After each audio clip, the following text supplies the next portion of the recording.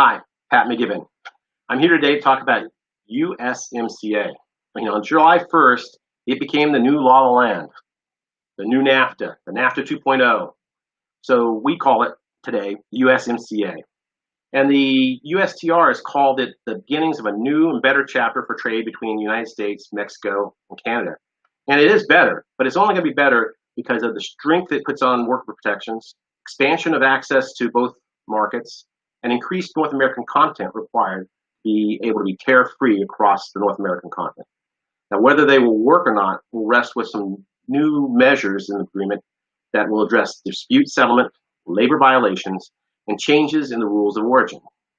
Now, there's a lot of changes in this agreement relative to NAFTA. It is not the same document. But right now, I'm only going to touch on three that are important to manufacturing technology folks. First is the change to the rules of origin, which have a modest impact on production equipment. Most manufacturing technology equipment will continue to work under the same rules that were set out in the NAFTA agreement.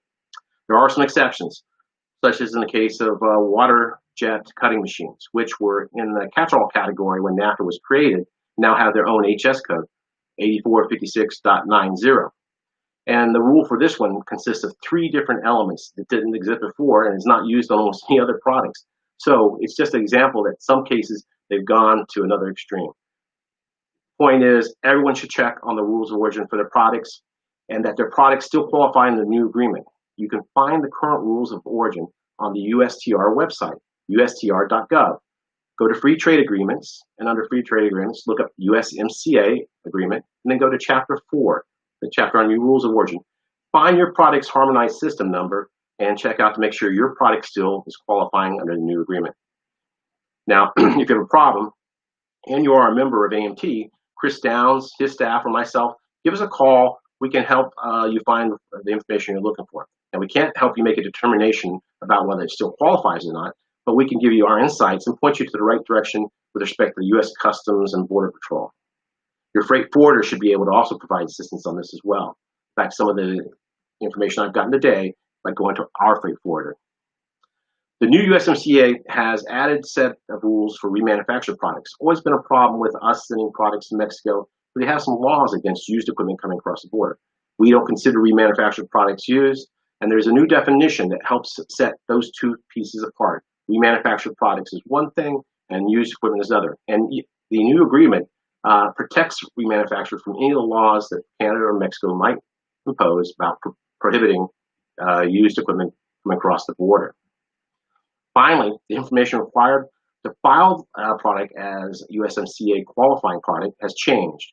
And unfortunately, our government does not have an official form yet. So what do? I looked for a variety of different places. I think the best place for you to go, and the easiest, is UPS. The UPS mail people, their main page, go up in the right-hand corner where the magnifying glass is, type in these words: United States, Mexico, Canada, Trade Agreement.